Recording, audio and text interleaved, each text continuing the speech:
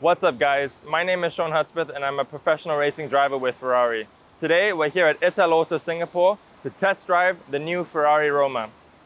Remember to like and subscribe for more video content like this. We're going to be posting regularly, and this video is brought to you by East Coast Podiatry, a specialized lower limb clinic in Singapore who are helping me with my right ankle treatment.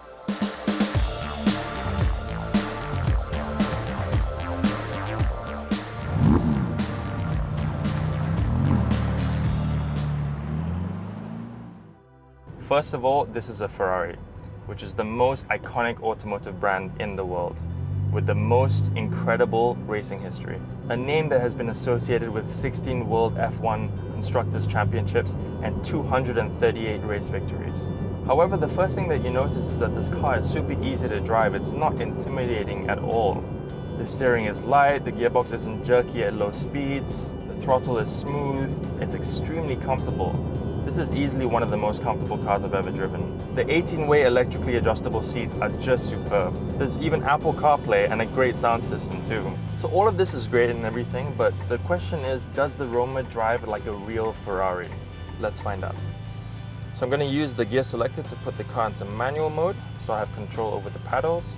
I'm going to switch the Manatino into sport mode. That should sharpen up the suspension, the throttle response, the engine noise. Backs off the traction control a little bit to let me have some fun. Let's go.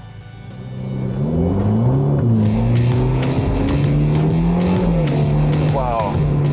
The characteristics of the car have changed completely. Listen to that. Oh. I know some of the sound gets lost with the turbos, but man, this car sounds incredible. And it corners so flat. I mean, the Magnorite suspension is so good, it's comfortable, but it doesn't roll. The throttle response is faster, the characteristics of the gearbox have changed completely. It's more aggressive, there's more of a pop when you change. There's a burble of the exhaust and the overrun. And the steering is so good, you just turn the car and the nose just darts in. I can't believe I'm driving a GT car. Oh, this car really handles.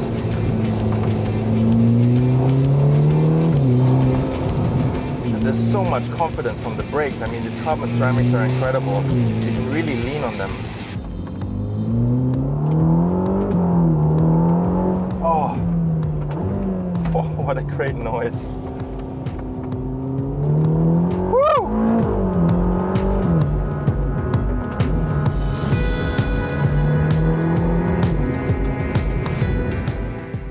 This is a real driver's car.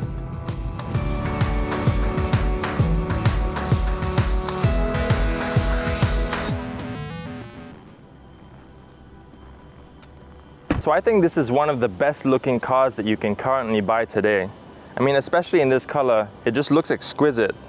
This color is Blue Roma, which was the official launch color for the car, and the little flakes of silver in the paint look absolutely amazing in the sunlight. That was designed to sort of emulate the nightlife in the eternal city, which is Rome, of light reflecting off water. So some people say that this car looks like an Aston Martin, but the truth is that the design was actually inspired by the Ferrari Gran Turismos of the 60s. So the 250 GT Berlinetta and the 250 Lusso, and I can kind of see what they're getting at. The long bonnet, the long overhangs, very sort of typical and very much in line with the design of the Ferrari Gran Turismos of the past.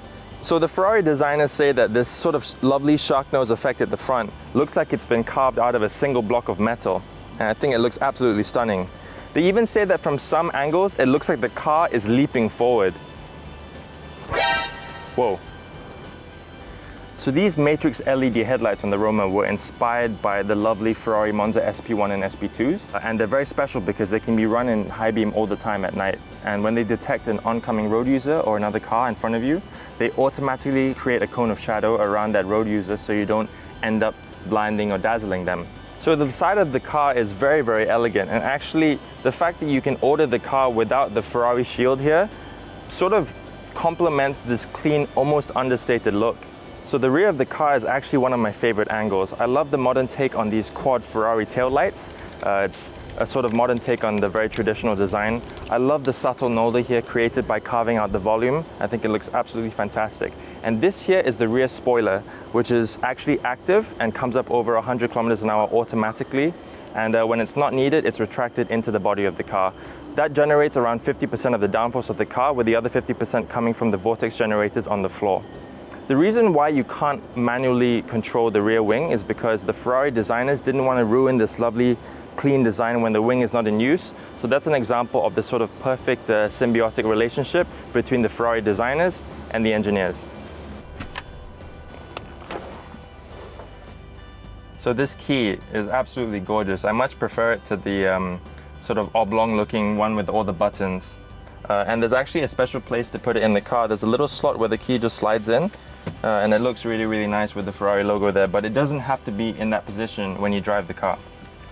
When you get in the car, the first thing you notice is this lovely 16-inch curved cluster in front of you. So it's an entirely digital display, even the rev counter. And it can all be operated using this touchpad on the steering wheel. And it has a very nice feel to it, even though it's just a touchpad. This sort of touchpad design was taken from the Ferrari SF90 hypercar. So this is one of the first Ferraris with this new sort of design of the steering wheel. I love how everything is at sort of arm's reach, even the indicators, the Manottino here to change between different modes, the high beam, the wipers.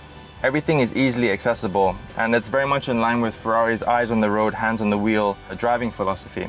I love how the paddles are nice and long and they're mounted to the steering column, so they're always where you left them, even if you're using a lot of steering angle. And having the wipers and the indicators on the steering wheel just frees up a lot of space behind the steering wheel.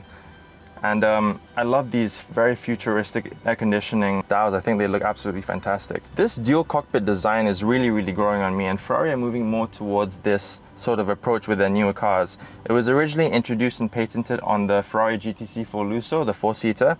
And what it does is that it just makes the passenger feel a lot more involved in the overall driving experience, almost like a co-driver. This car also has the new Cancelletto gear selector. So even though it's an electronic gear selector, the design was inspired by the original sort of open gate H-pattern manuals from the Ferraris in the past. And I think it looks absolutely fantastic. You have reverse, automatic, manual, and even a selector for launch control here.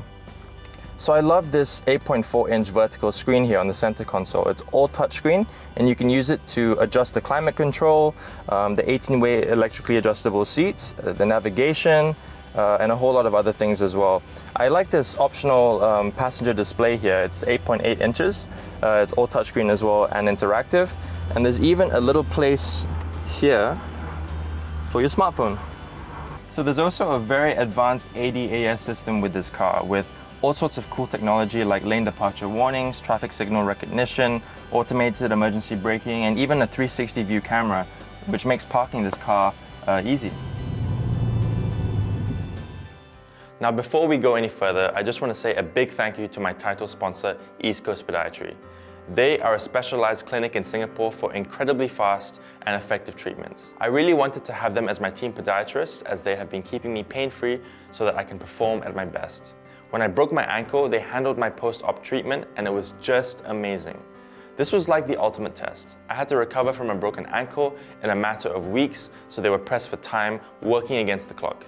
They went all out like a pit crew, and they did different types of high-intensity treatment just to get me back on track as quickly as possible. After my first surgery, I could race, but I still couldn't run. Nearly 5 months later, I had a second surgery to remove the metalwork which they put in the first time. However, I was still in too much pain to be able to run. Then I flew back to Singapore, and after just a few weekly treatments at East Coast Podiatry, I was able to run again for the first time in nearly 6 months. They really made such a huge difference for me. I've personally recommended my own parents and my friends to go and see them. So if you're looking for a clinic which is absolutely world-class at treating foot, ankle, knee, and general leg issues, East Coast Podiatry is one that you can really depend on. Now back to the car.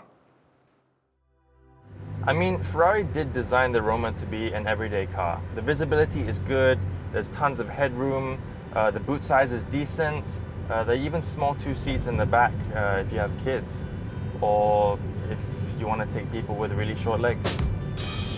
So you can fit large items in the boot, you know, suitcases, golf clubs, dead bodies. The usual.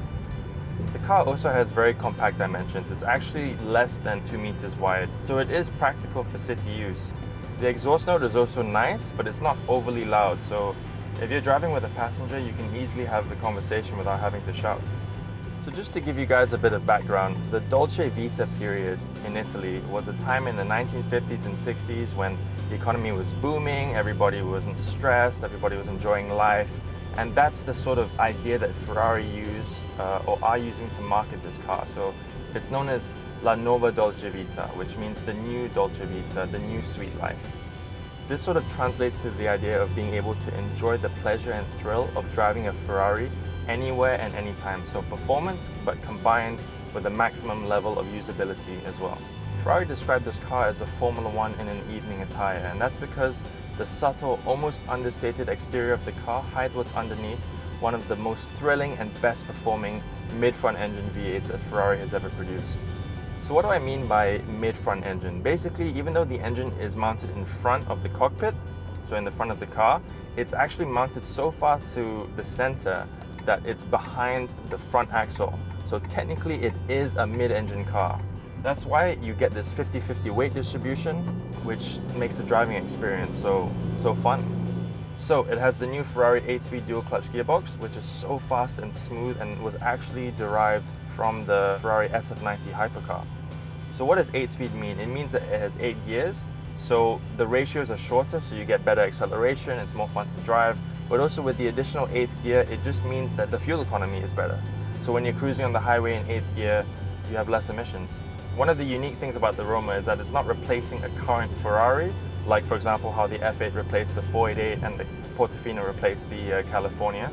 So therefore it's really one of a kind, and I think it's going to be a future classic.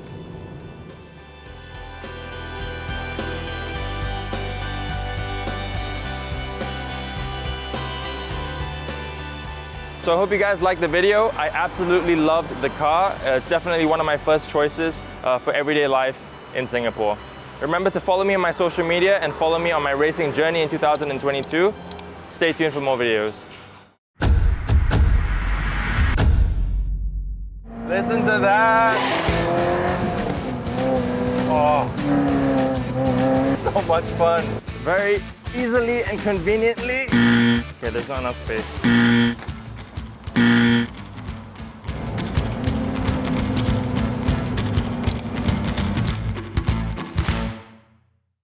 So this is one of the top must-eat foods for me when I come back to Singapore, laksa.